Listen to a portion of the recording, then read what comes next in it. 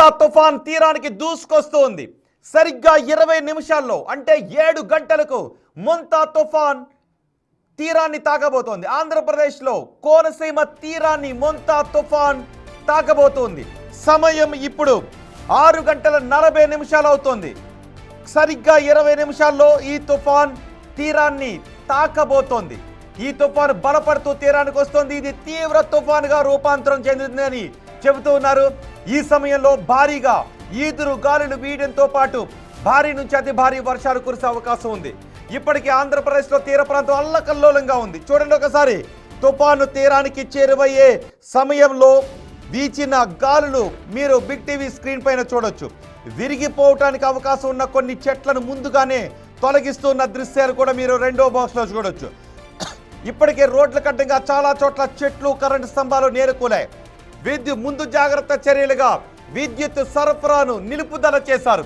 ఈ రోజు సాయంత్రం తుఫాను తీరాన్ని తాకి దాటే సమయంలో అంటే 7 గంటల నుంచి అర్ధరాత్రి 1 గంట వరకు ఆంధ్రప్రదేశ్లో తీర ప్రాంతం అల్లకల్లోలంగా ఉంటుంది.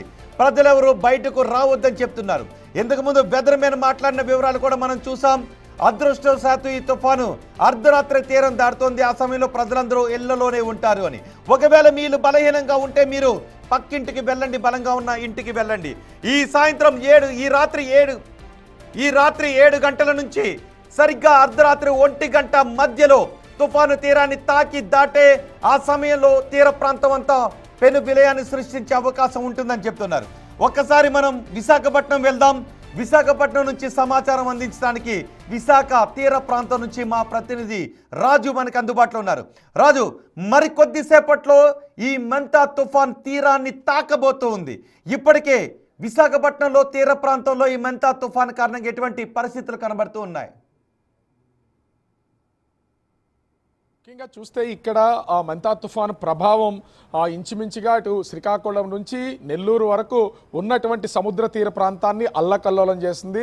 గడిచినటువంటి 2 రోజుల నుంచి కూడా విశాఖ మొత్తం అంతా కూడా అతలాకుతలమైనటువంటి పరిస్థితి అయితే ఉంది. ఎందుకంటే కంటిన్యూగా 2 రోజుల నుంచి ఎవరు బయటకు రాకుండా ఉండేంత వర్షం అయితే కురుస్తున్నటువంటిది. మధ్య మధ్యలో గ్యాప్ ఇచ్చినా కూడా చిన్న పనులు చేసుకోవడానికి ఎవరన్నా బయటకు వస్తే బయటకు వచ్చినటువంటి వాళ్ళు తడిచిలో ఇంటికి వెళ్లాల్సినటువంటి పరిస్థితి అయితే ఉంది. ఏ క్షణంలో ఈదురుగాలు వీస్తున్నాయో, ఏ క్షణంలో చెట్లు విరుగుతున్నాయో కూడా అర్థం కానటువంటి పరిస్థితి అయితే ఉంది. ఈ రోజు మొత్తం విశాఖ నగరం వ్యాప్తంగా 50 చెట్లకు పైన, భారీ చెట్లకు పైన నేలకూలినటువంటిది అయితే ఉంది. వాటన్నిటిని హుటాహుటిన తొలగిస్తూ ఉన్నారు. ఎన్నో కార్లు ధ్వంసమైనటువంటిది అయితే ఇప్పటి వరకు కనిపిస్తుంది. అయితే విశాఖ వాతావరణ కేంద్రం అధికారులు, ప్రస్తుతం నేను విశాఖ తీరం వాతావరణ కేంద్రం దగ్గరే ఉన్నాను.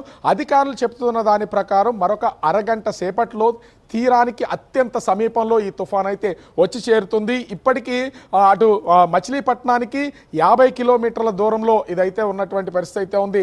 120 కిలోమీటర్ల దూరంలో కాకినాడ తీరానికి, 210 కిలోమీటర్ల దూరంలో అటు విశాఖపట్నానికి ఉన్నటువంటి పరిస్థితి అయితే ఉంది. అంటే ఈ నేపథ్యంలో చూస్తే కదలికను బట్టి మరొక 3:30 నుంచి 4 గంటల సమయంలో ఇది కాకినాడ జిల్లా తీరంలో ఇదైతే తీరాన్ని తాకే అవకాశం ఉంది. తీరం దాటిన తర్వాత విశాఖ వాతావరణ కేంద్ర అధికారుల అంచనాల ప్రకారం ఒక ప్రళయం సృష్టించబోతుంది అనేది చెప్తున్నటువంటి పరిస్థితి అయితే ఉంది. ముఖ్యంగా తీరాన్ని తాకిన దగ్గర నుంచి మరొక 3 గంటల సేపు దీని ప్రభావం ఉంటుంది అని చెప్తున్నారు. రాజు, మీరు కొద్దిసేపు అందుబాటులోనే ఉండండి. ఒకసారి నేను మీ దగ్గరికి వస్తాను. మలికిపురం వెళ్దాం.